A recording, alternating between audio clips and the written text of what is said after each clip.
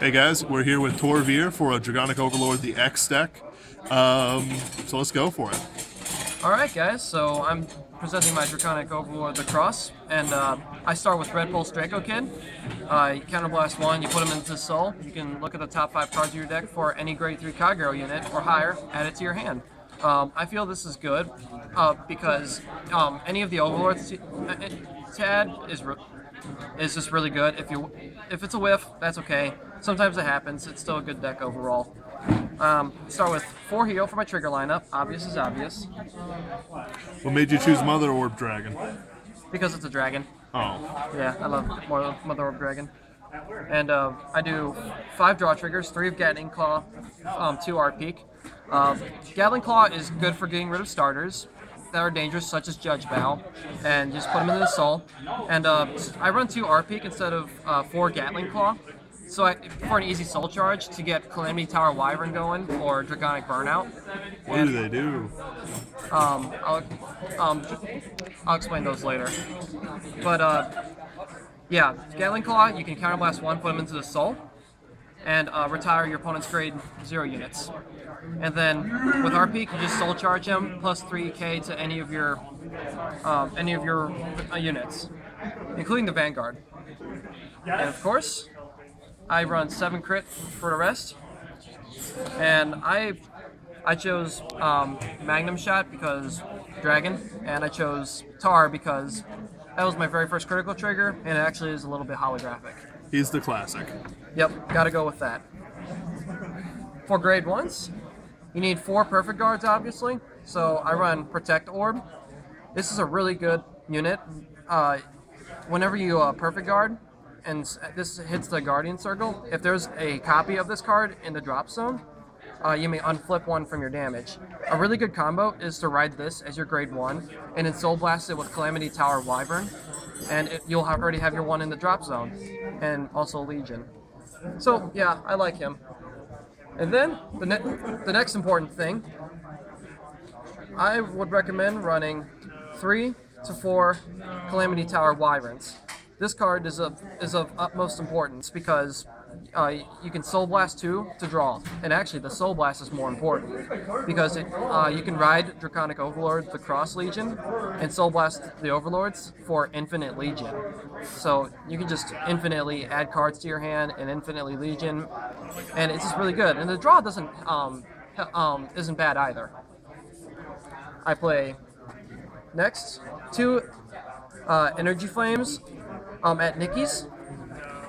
This guy is really good. I just had 2 more spots, so I chose him.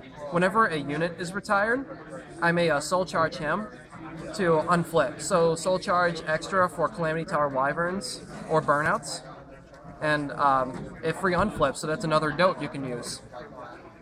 And then last of my grade 1s, I play 3 Dragon Monk Gojos.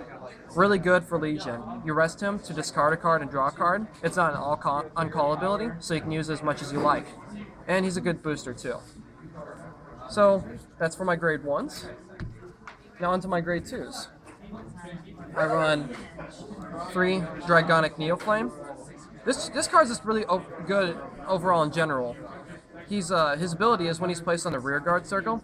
When a unit is retired in his column, you may counterblast 1, retire a unit in his same column. So if you call Dragonic Burnout after calling this guy, use Burnout skill to retire a unit in his same column, counterblast 1, retire another. So that's 2 retires for one counterblast. And then he also goes good with the cross. If the cross misses, blow up 2 units, and then use this skill to counterblast 1, retire a 3rd unit. So that's 3 units for 2 counterblasts. And also Legion with Dragonic Overlord the Great when I need it. Next, I run 4 Burning Horn Dragons. One of the classics. I love this card. It's been with me since my first deck. You run him for the 12k attack, so he can bully 11k Vanguards on his own without a booster. And last of my grade 2s, I run 4 Dragonic Burnouts. This card is probably the most important grade 2 unit in the deck. His skill is when he's called to the rear guard circle, you may put a unit with a Dragonic Overlord in its name from your drop zone to the bottom, Soul Blast 1, and retire a unit for free. So he combos well with Neoflame and Nikki, and he's just a really good card overall. Not to mention, I really love his art. He's really jumped in price. Previously it was $3, now he's 25. Yep, SPs go for 50, I think. Damn. Next, for my grade 3 lineup, I run 2 Dragonic Overlord the Greats. This guy, I don't ride him a ton, but when I do, it's because I need heals. He's really good because whether he hits or not, he may restand. You're getting rid of a free unit, and you're getting 4 drive checks guaranteed. So I heal once or twice with him when I need him. It's just basically free heals. Next is the obvious 3 Draconic Overlord the Ends. You need him for Legion with Draconic Overlord the X or the Cross, whatever. And when he hits a unit, Vanguard or Rearguard, his skill activates since he is also on the Vanguard circle. Counterblast 2, and discard a copy of him from your hand to the drop zone. Free restand. That's a 22,000 power restand without a booster. So this is good overall. I recommend attacking rear guards first because with the new Perfect Guard units, they can only protect the Vanguard with their unflip ability. So good for retiring units. And last but not least, I play Draconic Overlord the Cross. Of course, the deck is based around him, but yeah, he legions with the Draconic Overlord at the end, and this is just basically a -- against your opponent. If he hits, it's a free restand with the Persona Blast. If he does not hit, you counterblast 1 and discard a copy of him from your hand to the drop zone to retire 2 units from your opponent. So it's a lose-lose situation for them. But one of his important abilities that allows a Legion over and over and over again, as long as you Soul Blast, is that when you Legion, you may add a copy of Draconic Overlord the Cross or Draconic Overlord the End from your deck. So this is a free card add as well. And this is overall a really good unit. I love the way its art is, and that's why I play it. And now, I do have a Stride deck. I don't use it much. The important thing with this deck, is that you don't want to Stride very much. But when you do, you start out with this guy, Dragonite Mahmoud. His skill is whenever he hits, you may retire one of your opponent's units for free. So people are mostly going to let that through to get some damage without worrying about Draconic Overlord at the end. So yeah, it's almost a free retire.